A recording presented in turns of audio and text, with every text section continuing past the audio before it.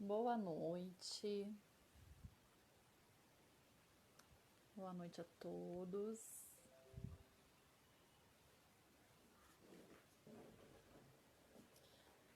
Boa noite.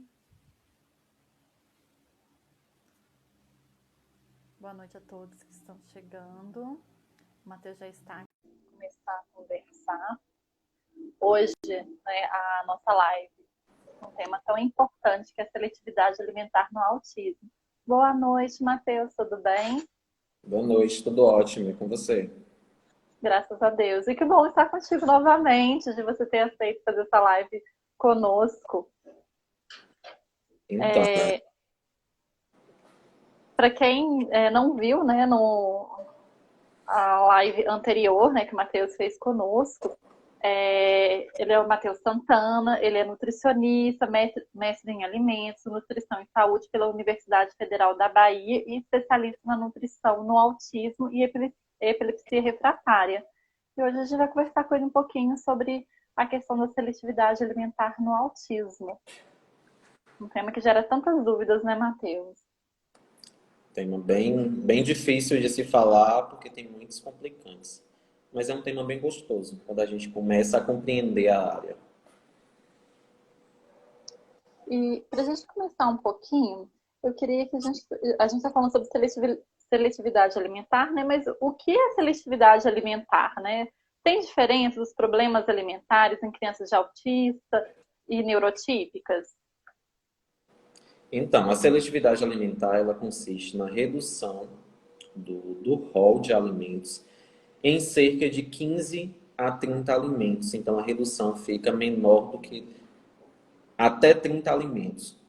Então, acima de 30 alimentos, a criança não é considerada mais como seletiva.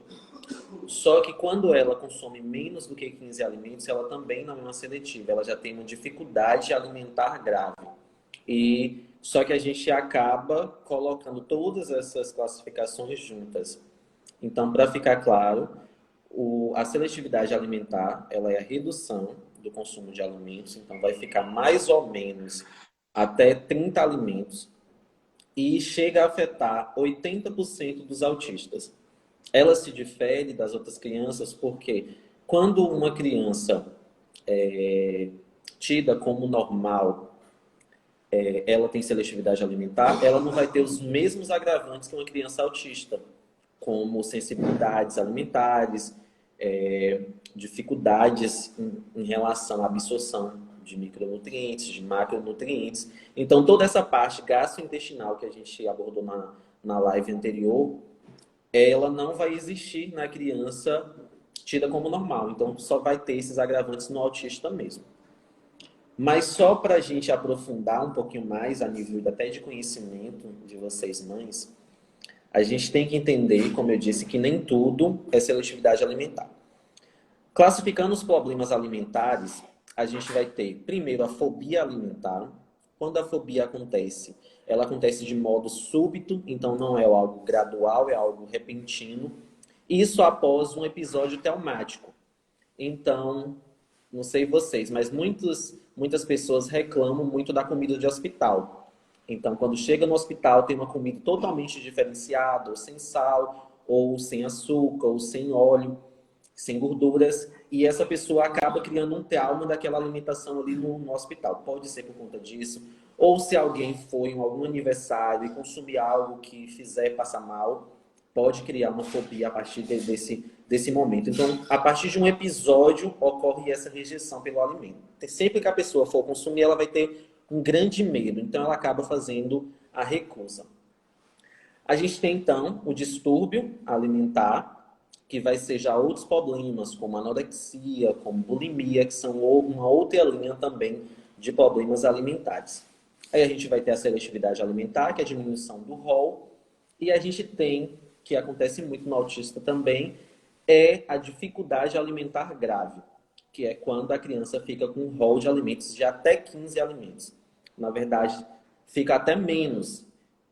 Vocês que são pais e mães já devem ter ouvido falar crianças que ficam apenas com Coca-Cola, com batata frita, alguns alimentos que ele vai selecionando. E são pouquíssimos e ele consegue ficar aí fazendo a rotação só desses alimentos. Nossa, muito interessante, Matheus. E você falou um pouquinho, né, de como normalmente se manifestam os distúrbios alimentares e o que costuma causar distúrbios alimentares no autismo.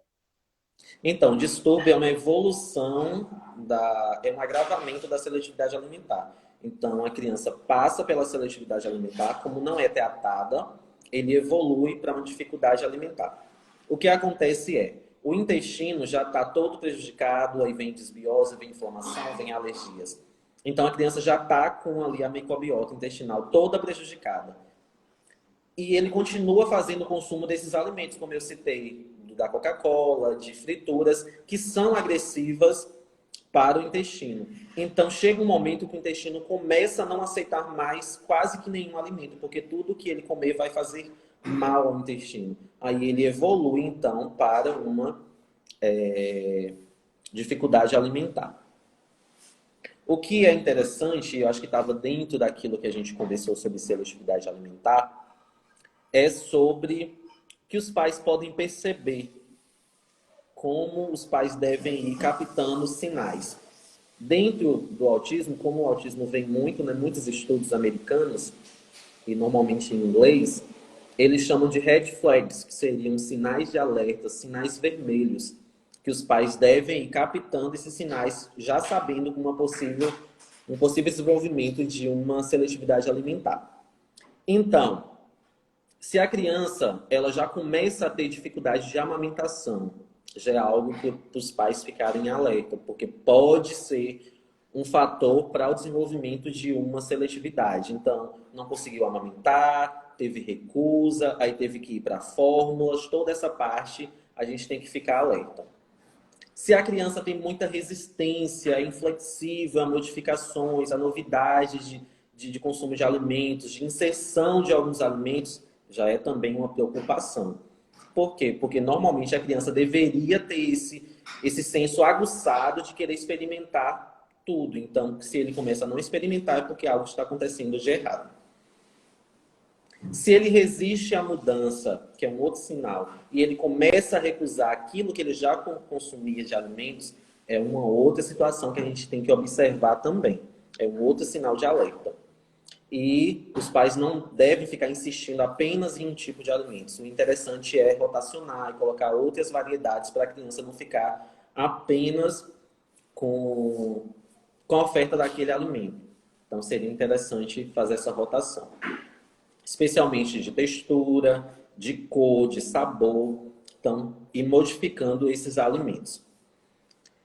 Se ela então começa a resistir em participar da alimentação à mesa, que é algo bem assim, interessante da família fazer, que é a alimentação de todos juntos à mesa, para quem puder, já é um outro sinal que a gente deve estar avaliando, porque ele deve estar fugindo desse momento de alimentação.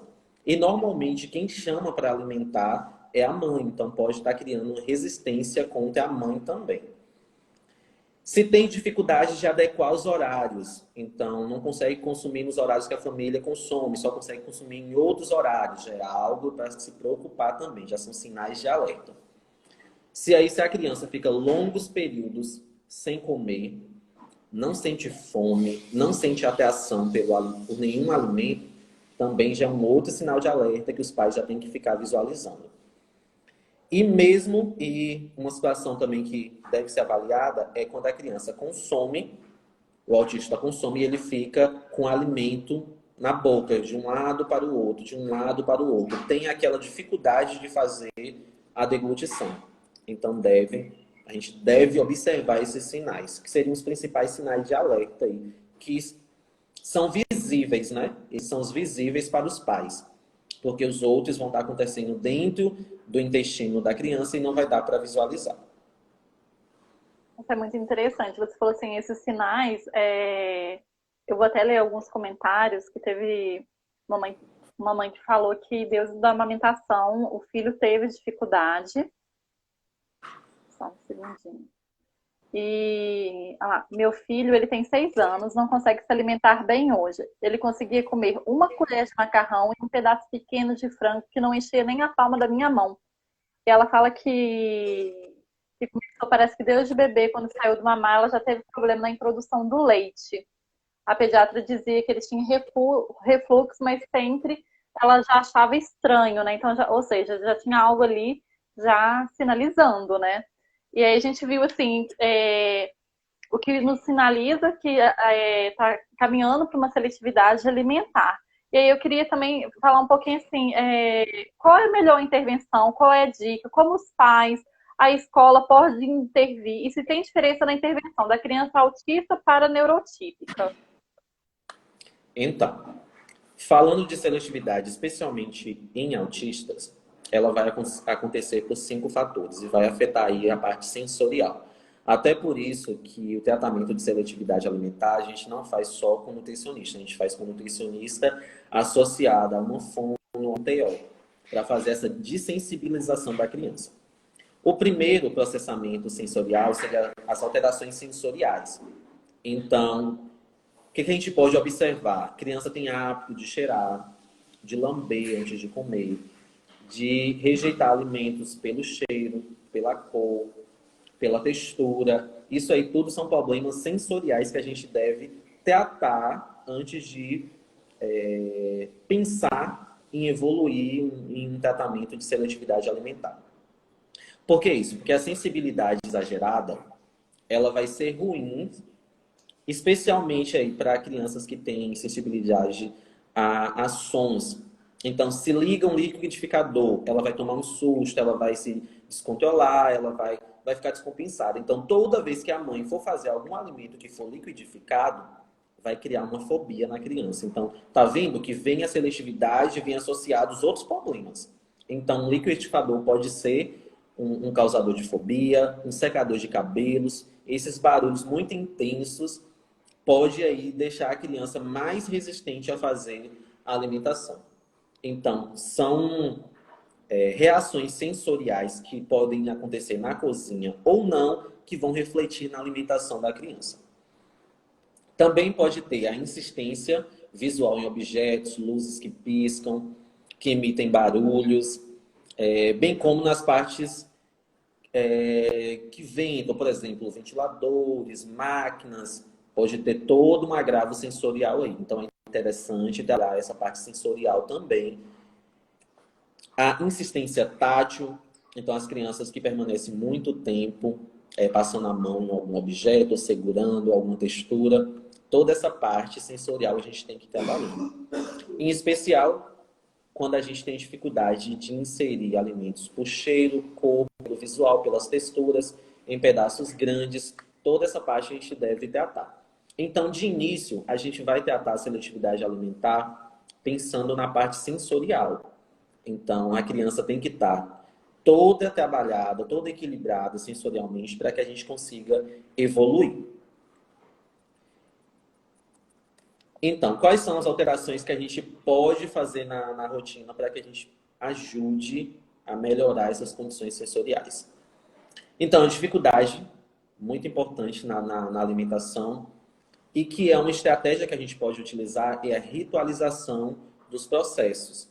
O autista ele gosta muito de ter uma rotina estabelecida, então é interessante a gente determinar o horário do café da manhã, o horário do lanche da manhã, almoço, lanche da tarde, jantar e ceia, se ele consegue fazer todas essas refeições. Se não, a gente vai adequando esse ritual segundo as refeições que ele consome. Algumas crianças, por exemplo, elas só bebem algo utilizando o mesmo utensílio. Então, a gente tem que ir sensibilizando isso também. A desensibilização dos objetos. Então, não ofertar a água sempre no mesmo copo, sempre na mesma garrafinha, porque isso vai acabar levando à ideia de que sempre tem que usar aquele objeto. E isso dificulta a evolução de um tratamento de seletividade alimentar. Então, o ideal é que a gente consiga variar esses utensílios dentro da casa.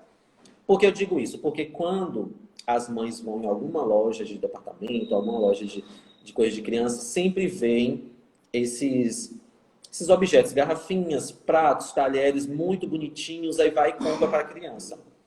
Só que aí pode estar gerando um outro problema que vicia a criança sempre a consumir os alimentos naquele prato ou naquele copo. Aí quando você sai desse ambiente, na escola, por exemplo, você não tem o mesmo prato na escola. você já agrava a seletividade no ambiente escolar. A criança já não vai conseguir comer. Ah, vai para casa do avô, da avó, dos tios. Já cria essa resistência em sair. Então, a gente tem que ter muito cuidado em ficar mantendo os mesmos objetos. Então, uma dica é a gente ir sensibilizando e utilizando outros. Se você quiser comentar aí os comentários, pode ficar à vontade. Teve uma que falou assim, eu passo meu filho em um, nem sei se eu vou saber falar direito, cropotologista, pois tem muitas cólicas intestinais. Ele não quer se alimentar bem, come 2 alimentos com dificuldade. Ele não é autista.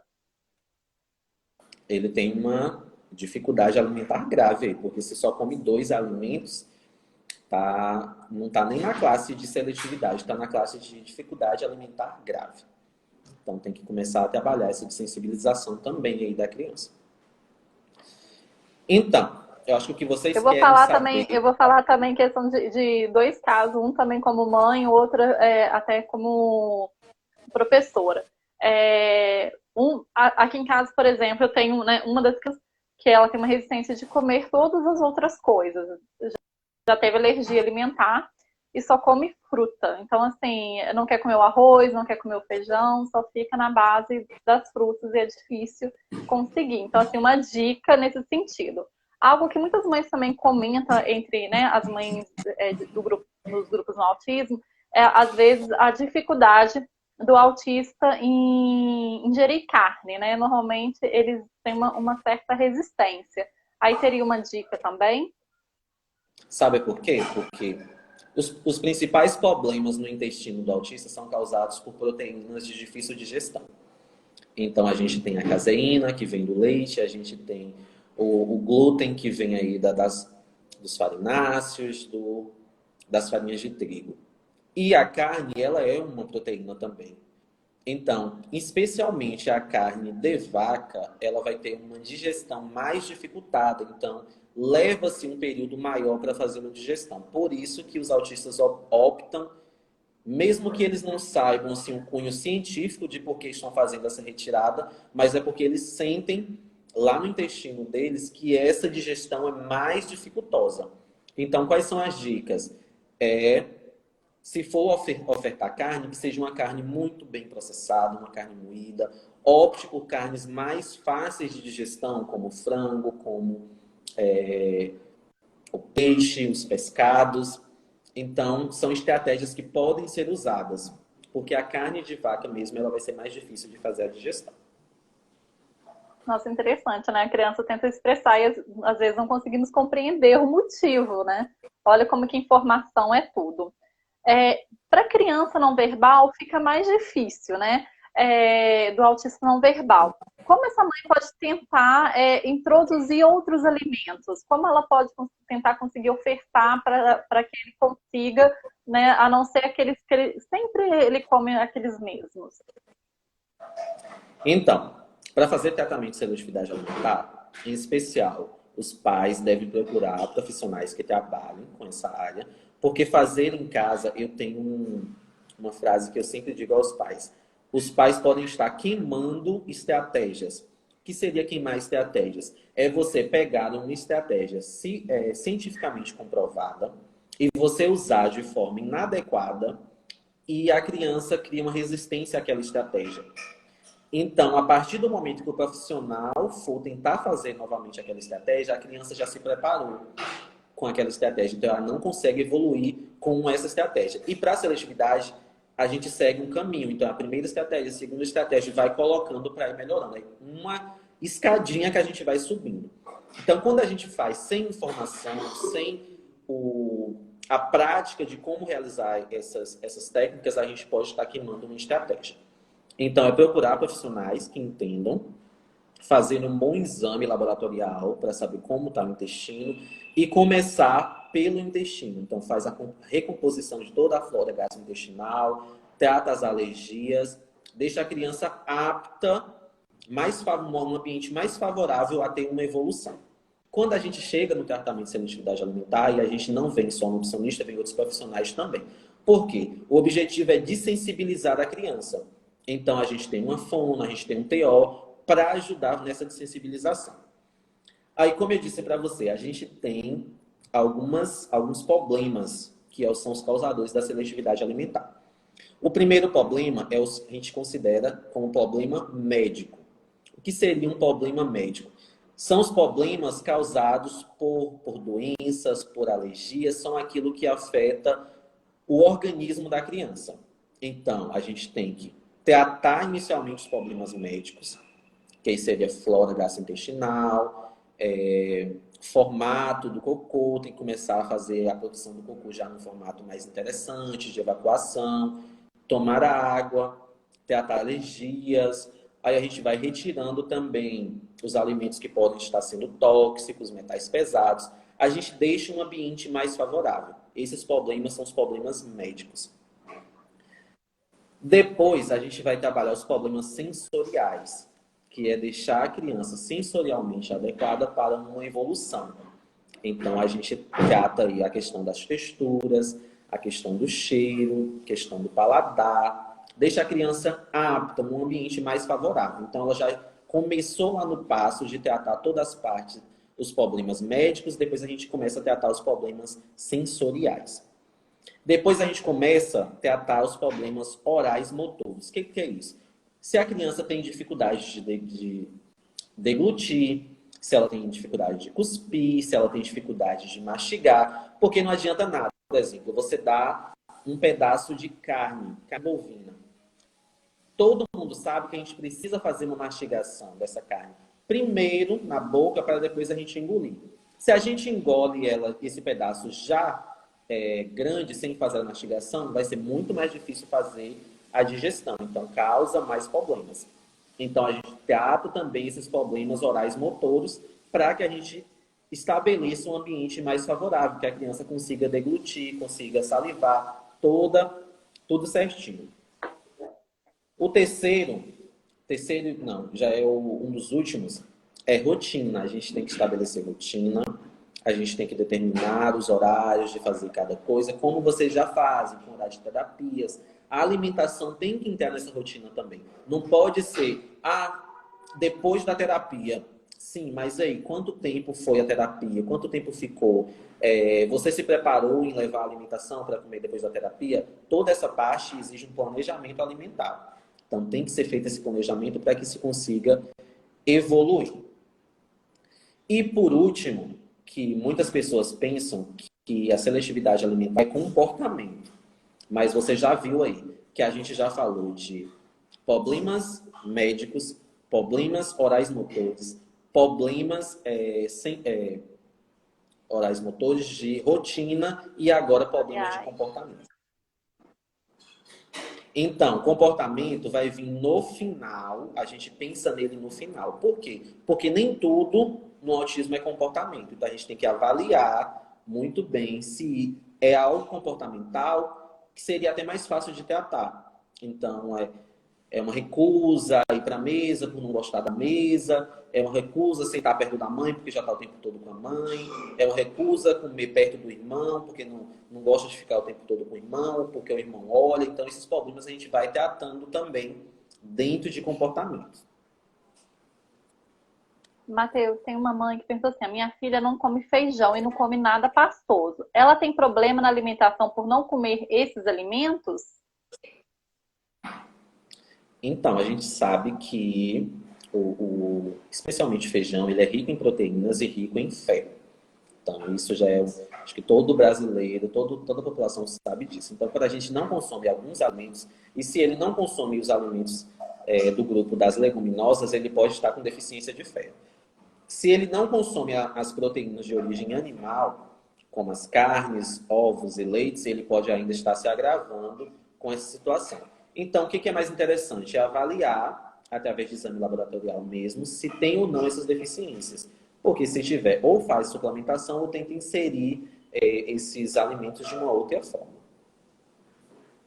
Uma mãe tinha me perguntado que é um caso de uma criança que ela não toma água de jeito nenhum, né? Então, é complicado. E o outro que não bebe água, mas bebe suco, né? Seria, no caso, problema de deglutição ou faz parte mesmo dentro da seletividade alimentar? Repete para mim, por favor. Eu estava lendo A mensagem acabei não comentário. ouvindo. É, uma mãe mandou assim que é um caso que a criança não toma água de jeito nenhum, né? Então você oferece, a criança recusa a água, fica o dia inteiro sem água. E o outro caso é na dificuldade até de beber suco. A criança só quer a mamadeira, só ingerir o leite. E aí seria seletividade alimentar? Qual é uma dica para tentar auxiliar essa mãe? Isso aí, se ele consome outros alimentos, tem um repertório vasto, não é considerado seletividade alimentar. Mas isso aí é um problema oral motor. Ele tem dificuldade de fazer a deglutição de água.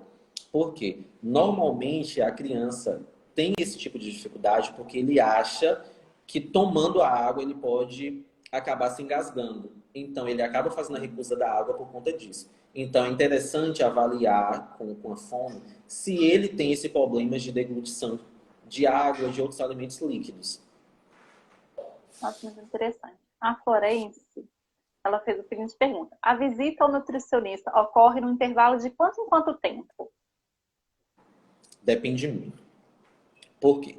Se a criança vem de início, ela não está em tratamento nenhum, inicialmente a gente solicita um exame laboratorial completo para saber quais são os comprometedores que a criança está tendo. Aí a gente começa a fazer uma reeducação alimentar, que não é só da criança, acaba sendo da família toda. A gente começa a retirar aí os alimentos transgênicos, os alimentos com alto teor de gordura, com alto teor de carboidrato. Isso não é porque é autista, isso é porque é para a vida saudável de todo mundo. Então a família acaba entrando. Esse é o primeiro passo. Tirando os corantes artificiais, essa grande quantidade de balas, guloseimas, industrializados. A gente acaba fazendo a redução deles. Aí, quando o exame chega, e a gente começa a fazer a avaliação. Se tem desbiose, a gente começa a tratar desbiose. Se tem alergias, aí depois a gente vai passar pelas alergias. Se tem síndrome fúngica, aí a gente vai tratar desbiose, alergia, síndrome fúngica. E tudo isso gera um período de tempo, porque se o autista já consegue evoluir de mês a mês, então a gente em 6 meses conseguiria fazer um tratamento completo em relação à alimentação do autista. Só que isso aí depende de quem? Da criança e de como a família vai fazer. Porque tudo no autismo tem que ser gradual. Eu não posso solicitar, por exemplo, uma exclusão de glúten, se for necessário, que os pais façam de um dia para o outro. Porque a criança vai perceber, o autista vai perceber. Então tem que ser algo gradual. Então, por isso que eu digo que é variável. Então a gente tem que ter esses exames em mãos para depois estabelecer quais são as prioridades e quanto tempo leva para trabalhar essas prioridades. Outra pergunta: as terapias são casadas com um nutricionista, os profissionais se falam. Existe essa interação entre os profissionais? No caso do Deve autismo, que existir. às vezes precisa do TO, da fono. Então, o que muitas vezes acontece é o seguinte, sendo bem sincero para vocês. Às vezes os pais vão em uma clínica que não tem todos os profissionais. Aí acontece de estar em uma clínica, estar em outra clínica. E essa dificuldade de encontrar os profissionais numa mesma clínica gera essa dificuldade de comunicação. Mas o que acontece? Os profissionais podem se comunicar através dos pedidos dos pais. Então, o pai chega, ó, Nuta, eu gostaria de que você escrevesse um relatório para o TO. Aí o Nuta vai escrever um relatório para o TO de como está o andamento alimentar, o tratamento alimentar da criança. Assim, sendo feito com outros profissionais, para que todos entendam o processo que está sendo feito. Essa é a forma mais indicada a se fazer. Fazer de forma unilateral, sozinho, não é o adequado. E vai levar muito mais tempo para ter uma evolução. Algo que a gente já tinha comentado, e a Juliana, ela faz comentário: meu filho não bebe água de jeito nenhum, ele só quer tomar suco. Nesse caso, tem algum problema? Então, a gente sabe que todo ser humano ele precisa de água, porque a gente precisa fazer a hidratação das células, a gente precisa da água para fazer os movimentos peristálticos do estômago, que é os movimentos de vai e vem que empurra o bolo fecal. Então, quando a gente tem esse baixo consumo de água, Especialmente, a gente vai ter uma baixa hidratação, a gente vai ter uma pele mais ressecada e a gente vai ter problemas intestinais. Então, ressecamento, constipação, que não é adequado para o autista e nem para nenhuma das pessoas. E as mulheres normalmente têm muito isso, que as mulheres conseguem ficar vários dias sem ir ao banheiro. O ideal é que fosse todos os dias. Então, não é interessante ficar sem tomar água, não. Uma outra pergunta. Pode? Pode perguntar. É comum ter seletividade alimentar na introdução alimentar, quando a criança está passando aquela fase, né? Que está saindo da amamentação e diminuindo um pouco a amamentação e começando a se alimentar. Quando é passageiro e como saber que a mãe já deve buscar ajuda? Então, a gente entende que é passageiro se ele não teve nenhum problema durante a amamentação. Conseguiu fazer a amamentação adequada, está com ganho de peso adequado, está com estatura adequada, todas aquelas curvas que a gente faz no início ali da vida do bebê. Se perdurou, esse período perdurou após a alimentação exclusiva, a gente já deve procurar profissionais para entender por que está acontecendo. Porque não é normal, não. O normal é que a criança aceite essa introdução, até pela busca da criança em conhecer o novo. Então, existe muito aquela fase do porquê isso, do porquê aquilo, de experimentar, de tocar. Então, é uma fase que se busca muito o conhecimento, especialmente o sensorial. Teve uma pergunta aqui, mas a pessoa colocou como código, então é um pouco mais complexo da gente entender. Muitos têm diagnóstico F50 e não sabem. Ainda é pouco falado, até mesmo na parte da visão médica. E aí a mesma pessoa, ela da Casa do Laço, ela coloca assim, olha, acho que terapeuta ocupacional com certificação em terapia de integração sensorial de AIRES ajuda demais. É fundamental o engajamento e feedback de toda a equipe que acompanha. Então, sempre que for buscar profissionais, tem que buscar com os profissionais da área. Então, se vai tratar seletividade alimentar, busque profissionais que já tenham experiência, que já estudaram sobre a área, para ter um desenvolvimento maior. Porque quando você vai para profissionais que não conhecem a área, vai ser mais dificultoso, o caminho vai ser mais longo. Então, ter capacitação em integração sensorial é muito importante, não só o TO e a fono, mas também o nutricionista, porque você começa a entender todos esses sistemas, que não é só os 5 que a gente conhece, o paladar, o olfato, não são só esses, tem outros por trás. Então a gente tem que buscar esses profissionais. Mas aqui eu trouxe para vocês hoje, para vocês entenderem um pouquinho das técnicas, especialmente as nutricionais que são utilizadas. Então, como eu disse, procurar profissionais capacitados é o primeiro ponto. E depois a gente tem algumas abordagens, algumas técnicas. A primeira, essas técnicas são norte-americanas. Então, são importadas e a gente acaba utilizando aqui. Então, todos os livros da área vão ser em inglês. Então, isso dificulta muito que os pais que não têm o domínio do inglês consigam adquirir e fazer leitura desse material. É chamado, então, essa técnica de abordagem de alimentação SOS, na tradução. A SOS é uma abordagem sequencial sensorial. Então, ela trabalha uma sequência trabalhando o sensorial da criança. Isso dentro da terapia alimentar. Ela vai utilizar, então, a abordagem sistêmica do processamento sensorial e vai trabalhar também as habilidades motoras de que uma criança precisa para conseguir fazer a ingestão de vários alimentos dentro dos grupos, variando em texturas, cores. Então, dentro dessa abordagem SOS, a gente tem os 32 passos para o comer. Não sei se você já conseguiu ver em algum local ou ouvir. A gente tem os 32 passos para o comer. O que é isso? A gente começa a fazer uma divisão desses 32 passos em áreas. Então, estabelece-se 6 grandes áreas e esses 32 passos são divididos dentro dessas áreas. Do passo mais básico ao passo mais complexo. Qual vai ser o passo mais complexo? O ato de comer. Então, ele é o último desses 32 passos. Então, pode levar de 2 a 3 anos para tratar uma seletividade alimentar por completo. Isso vai depender muito da aceitação da criança em evoluir a cada passo. Os passos são avançados quando a criança já consegue aceitar os alimentos e desenvolver de forma espontânea. Então, é trabalhado de forma mais gradativa para que a criança não volte a ter essa dificuldade alimentar. Quais são as 6 grandes áreas? A gente tem, primeiro, a criança deve tolerar os alimentos. Tolerar como, Nutri? Por exemplo, ela tem que tolerar estar no mesmo ambiente do que o alimento. Então, se o alimento está na fruteira, se o alimento está na mesa, está na cozinha, ele tem que começar a tolerar essa presença desse alimento que vai ser inserido aí nessa sequência dos 32 passos. Nesse primeiro grupo, não há necessidade de comer. É apenas de tolerar o alimento. Então, dentro dele, a gente tem alguns passos. Depois, a segunda grande área, que é interagir.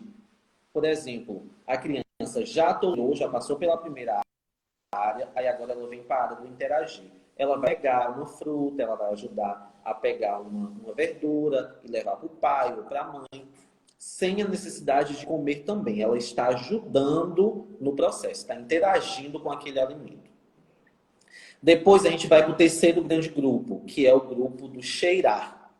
Ele tem que tolerar o cheiro daquele alimento, da comida que está sendo preparada, de ficar no mesmo ambiente que está sendo preparado. Ele vai tolerando esse cheiro, sem a necessidade também de que consuma. Depois a gente vai para o próximo grande grupo, que é o grupo do tocar. Então a gente pede a criança para tocar nos alimentos, para pegar, para apertar, para colocar, para pegar novamente. A gente vai interagindo através do toque. Põe o alimento na cabeça, põe o alimento no pé, põe o alimento na cintura. Ele vai tolerando o tocar. Depois a gente vai para o grupo do sentir o gosto. Então, por exemplo, a criança lambe o alimento, ela morde um pedaço, ela morde e cospe. E depois vai trabalhando na parte de mastigação também. Então, até aí a gente não comeu. A gente só está fazendo interações. Então, nesse passo, a criança consegue até arrancar um pedaço do alimento, mas ele joga fora depois. E para finalizar, a última grande área, que é a sexta, é a mastigação.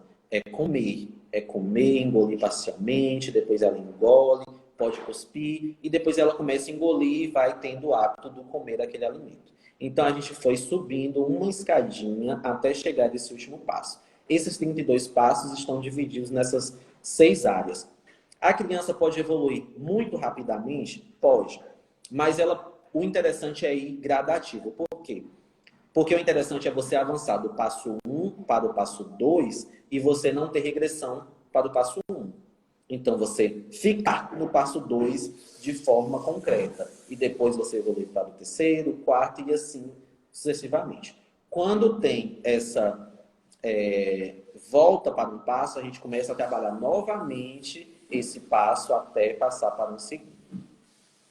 Então, essa área a gente faz o quê? A gente interage com a criança de forma lúdica, sem que ela tenha a intenção de comer, porque o comer vai estar no final de todo o processo.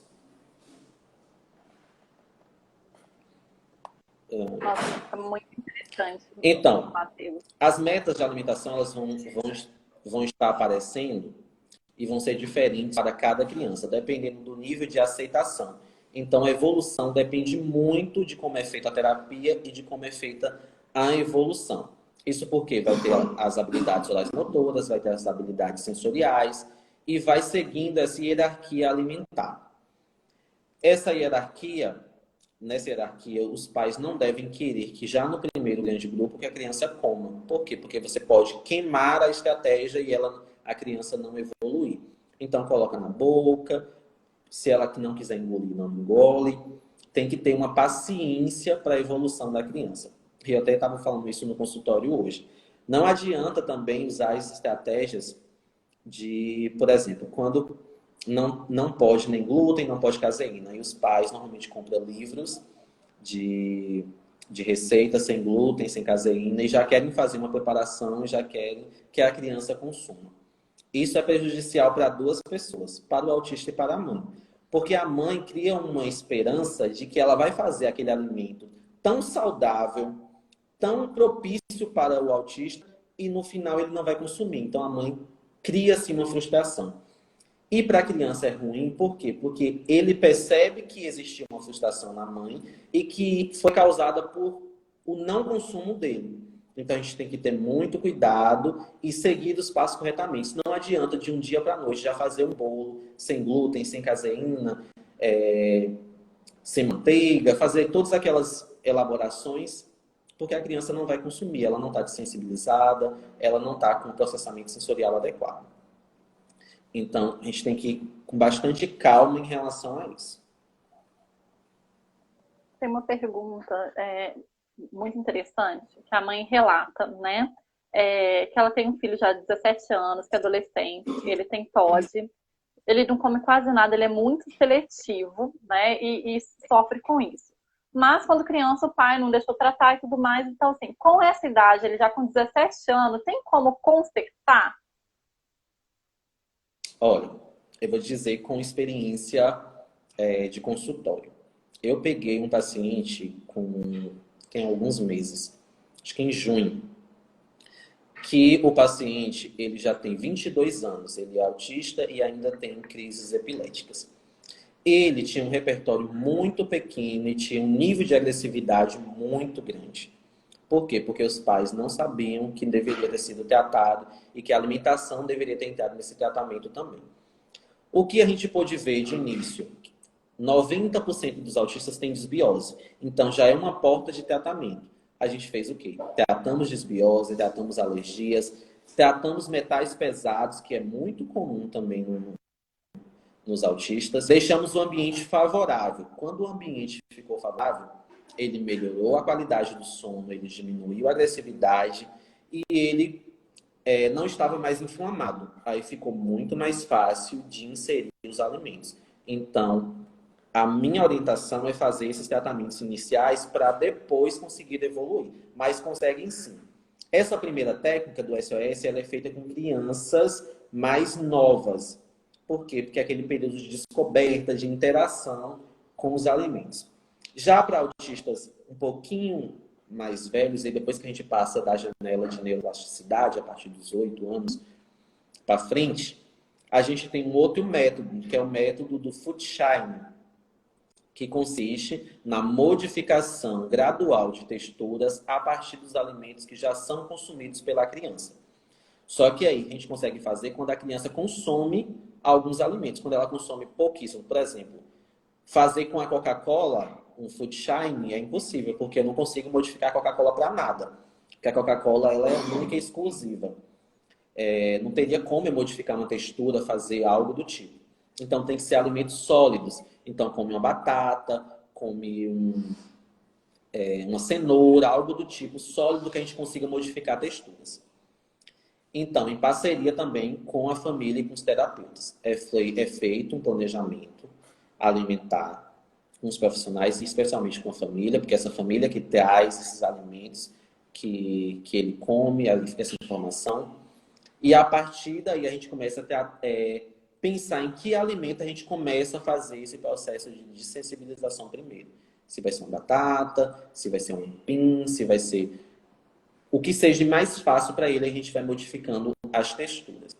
Então, se a criança, por exemplo, só come batata frita em palito, a gente começa a fazer o seguinte. Dentro dessa porção, por exemplo, uma porção de 100 gramas, a gente vai pegar 10 gramas e vai cortar ao meio. Então, já é um palito menorzinho. O palito era grandão, a gente cortou ele menorzinho. Aí a gente vai deixando uma semana para ver se ele consome esse alimento menorzinho. Se ele consumiu, a gente aumenta essa proporção e vai 20 gramas.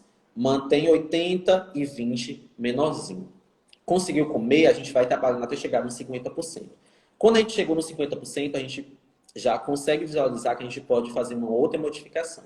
Aí a gente pode fazer frita em forma de bolinhas ou em forma de meia-lua, em outros formatos que a gente vai estar trabalhando de sensibilização.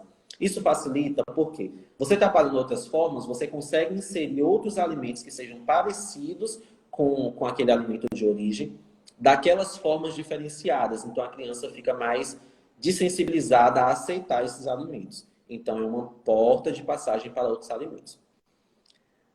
Quando eu digo que é a esquema estratégia, é que essa estratégia ela é muito utilizada da seguinte forma. Você pega um alimento e você pega outro semelhante e você já quer inserir, tirando esse alimento que ele consumia. Por exemplo, uma batata por um aipim. As pessoas acham que parecem muito. Aí você não oferece mais a batata em palitos, você oferece o aipim em palitos. Gente, todo mundo sabe que são dois alimentos diferentes. Mesmo fritos, mesmo parecendo em cor, mas em sabor não parece. Então, não tentem fazer essas queimas de estratégia. A gente tem que ir com muito cuidado. Faz a desensibilização de formatos primeiro, para depois a gente fazer essa desensibilização de texturas e sabores. Conseguiu me entender mais ou menos? Ela falou assim que o filho dela não é autista, mas tem TOD, né? Que é o transtorno opositor desafiador. Mas da maneira que você explicou, dá para fazer também sem ser autista, não é isso? Isso, exatamente. E a outra mãe fala assim, meu menino de 7 anos não come nada de frutas e legumes. Eu acho que isso é até um pouco dessa faixa etária, tem muita reclamação de mães, né? Na questão de frutas e legumes, às vezes até verdura. Tem alguma dica também, Matheus? Ó, o que eu acho muito interessante, e eu sempre pergunto aos pais, você está até no meu prontuário. Os pais consomem esses alimentos? Primeiro ponto. Porque, assim, quem é o primeiro super-herói para os filhos são os pais. Se os pais não consomem frutas, legumes e verduras, ele não está sendo um exemplo e os filhos também não vão comer. Porque se o pai e a mãe não comem, eu também não preciso comer. Então, primeiro é pensar nesse contexto de que a família tem uma alimentação adequada, a família toda, não só. Porque se você, e eu vejo isso muito no consultório, os pais não querem dar refrigerante para a criança, aí dá um suco de frutas, mas os pais tomam refrigerante. Aí você quer como que a criança aceite tomar um suco de frutas se os pais consomem um alimento que não é saudável. Ele sempre vai ficar querendo aquele outro alimento. Então, essa fase inicial, ela é uma fase um pouco difícil para as introduções. Por isso, a introdução alimentar ela deve ser feita desde os 6 meses de vida. Depois que saiu do aleitamento exclusivo, já começar a fazer essa inserção. E uma inserção variada, porque se você consegue inserir nessa primeira infância, possivelmente ele vai conseguir consumir esses alimentos depois. Matheus, uma pergunta que surgiu após a pergunta da mãe. Mesmo sendo um adolescente, tem como ela procurar ajuda. Para ela procurar ajuda com nutricionista, pode ser qualquer nutricionista, ou tem que ser um nutricionista com alguma especialização. Isso também vale para as mães de autismo. Pode ser qualquer nutricionista, ou tem alguma diferenciação para ela poder estar procurando, para tentar, né, auxiliar ao máximo o filho. Então, eu sugiro que procurem nutricionistas especialistas na área, ou de dificuldades alimentares para as crianças e adolescentes que não são autistas, e para aqueles que são autistas, nutricionistas especialistas em alimentação no autismo. Porque acontece o seguinte, eu recebi um paciente que ele tem uma dificuldade alimentar grave, e ele já vinha há 3 anos com acompanhamento com uma nutricionista em um outro estado, não era a Bahia, era um estado aqui no Nordeste. Quando eu peguei esses prontuários, o que já havia sido feito, porque isso é interessante os pais terem para se mudarem de um lugar ou de profissional, conseguirem que o outro profissional dê continuidade. Eu percebi que estava indo em uma linha completamente equivocada, que poderia ser utilizada por crianças que não são autistas, mas que para o autista não era adequado. Então, se você quer fazer um tratamento de seletividade alimentar, procure profissionais especialistas na área de seletividade alimentar. E para autistas, em especialistas em nutrição no autismo. Vai facilitar muito sua vida. Por quê? O tratamento ele não é uma linha reta, ele tem curvas. Se você vai para um profissional que não tem experiência e não tem habilidade, essa curva pode ser muito grande e você está perdendo muito tempo. A gente sabe que existe as janelas de neuroplasticidade. Quanto melhor, mais antecipado foi esse tratamento, mais fácil é de uma evolução. Mas existem sim evoluções após os 8 anos de idade.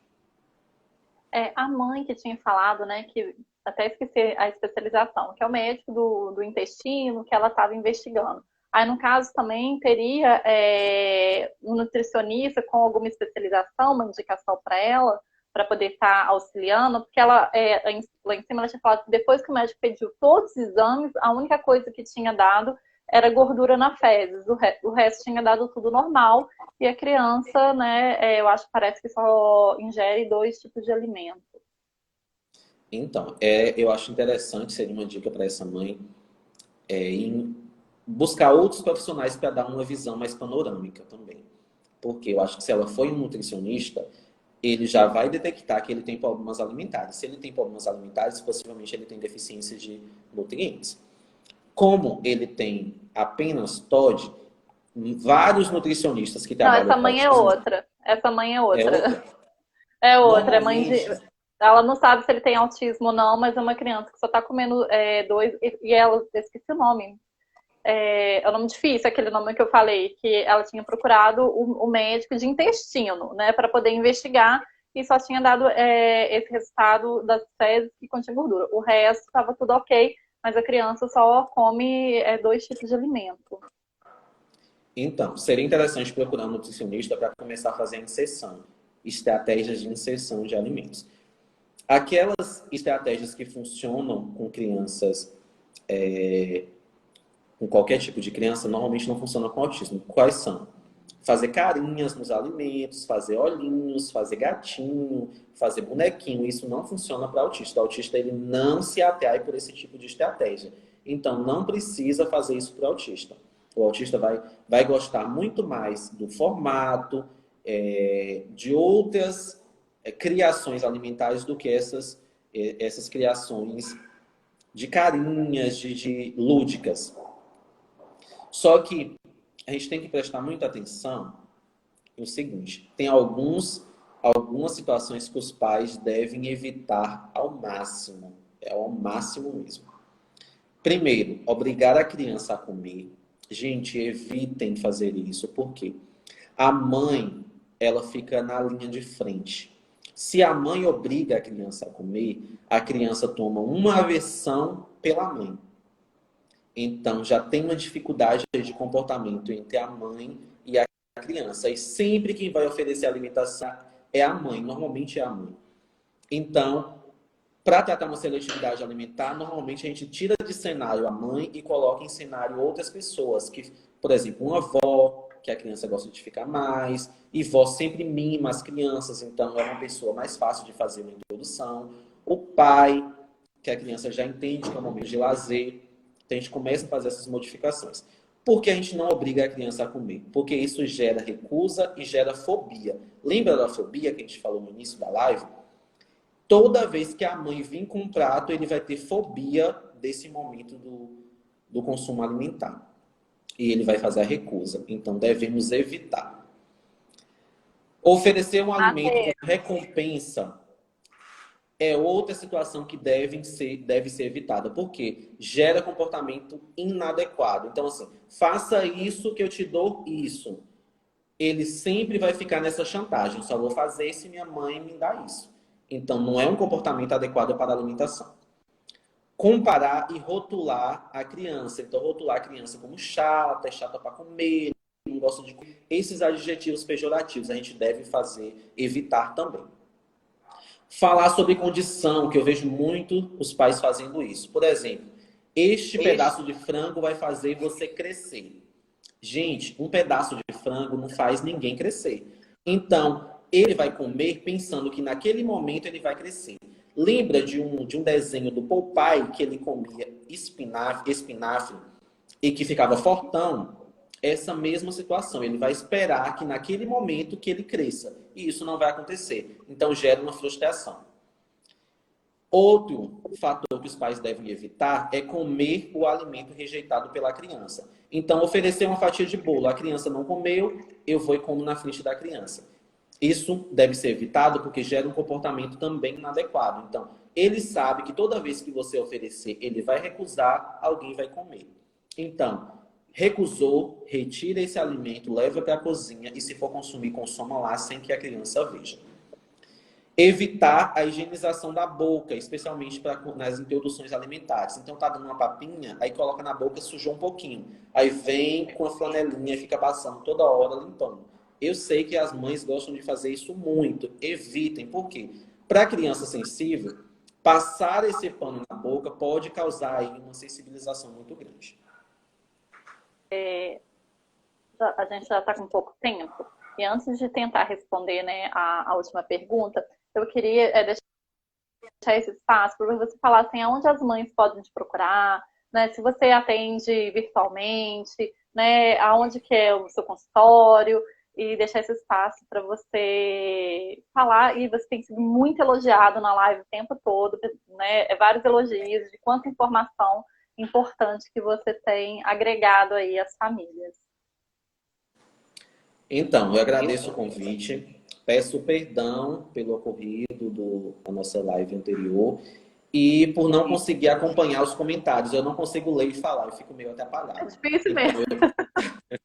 Eu vou esperando que você vai me mandando as perguntas, mas espero ter respondido todas e aquelas que eu não consegui responder. Me sigam no Instagram e façam uma pergunta lá no meu privado que eu vou responder assim que eu tiver tempo. Atendo aqui em Salvador, até do Shopping Salvador, na região central aqui de Salvador. Atendo virtualmente também e tem dado muito certo esse atendimento virtual, porque pais e mães que estão em outras cidades, que não têm profissionais perto, estão tendo a oportunidade de fazer tratamentos alimentares com profissionais capacitados. Então, caso alguém se interesse, pode falar comigo no privado também, que a gente consigo passar todas as informações. E a gente vai deixar também inscrito na live, na hora que encerra, que fica gravada. E a Florência já colocou ali, Nutri, eu acho que é underline, Matheus Santana. Então, quem quiser procurar. Matheus, a gente tem 1 minuto, eu acho que não vai dar tempo não, mas vamos tentar. Tem duas mães, né, que falou na questão de fruta, de verdura, de legume. Falou assim que elas ofertam, que elas consomem, que mesmo assim não adianta. A criança nessa faixa aí de 7 anos, ela ainda recusa. Aí seria um caso de seletividade, aí teria outra dica para a gente estar encerrando. O ideal seria avaliar como está o intestino para ver se esse intestino consegue aceitar esses alimentos. Normalmente, quando você faz um tratamento de intestino, você faz você inocula as bactérias boas, você consegue inserir sim uma gama vastas. Para quem não consegue fazer isso, a gente consegue fazer um aporte de suplementação de zinco e o zinco consegue sensibilizar o paladar e consegue fazer essa inserção de alimentos. A quantidade vai variar de criança para criança, deve ser com o profissional a prescrição. E eu vou botar uma última pergunta, mas vai dar tempo da gente fazer. A mãe disse que com 1 ano de idade a criança é autista e não comia carne e tudo mais. Com 2 anos, ela fez tratamento e tudo mais. Com 2 anos, ele consegue comer. O receio dela tem a possibilidade dele regredir e não querer comer carne novamente? Tem sim. Porque normalmente a seletividade é de regressão. A criança tem um repertório vasto e depois ela vai regredindo. Ela regride por quê? Porque esses alimentos vão atrapalhando a absorção intestinal, vão atrapalhando a digestão, aí ele faz a regressão. Então, o ideal é manter o alimento para que ele tenha contato, mas sempre pensando aí deixar a criança apta para receber os alimentos. Quando eu digo isso evitem que as crianças fiquem muito tempo sem ir ao banheiro, evitem que as crianças fiquem sem consumir água, evitem dar esses alimentos que têm grande quantidade de sódio, grande quantidade de gordura saturada, porque tudo isso aí prejudica o estômago. em especial os alimentos transgênicos. Eu vou agradecer a sua participação, né, de você ter a disponibilidade de ter feito 2 lives conosco, a sua agenda super apertada e você com esse carinho muito grande. E eu não posso encerrar sem comentar. A gente tá tão em sintonia que até a roupa nossa tá parecida, Matheus. Eu quero agradecer a todos. Quem quiser fazer parte no nosso grupo no WhatsApp, tá lá na bio também o link, é só clicar que faz parte lá das trocas de materiais, conteúdos e acolhimento. Mais uma vez, muito obrigada. Um beijo a todos e até terça-feira que vem. Obrigada, viu, Matheus? Tchau. Até. Tchau, tchau para todos.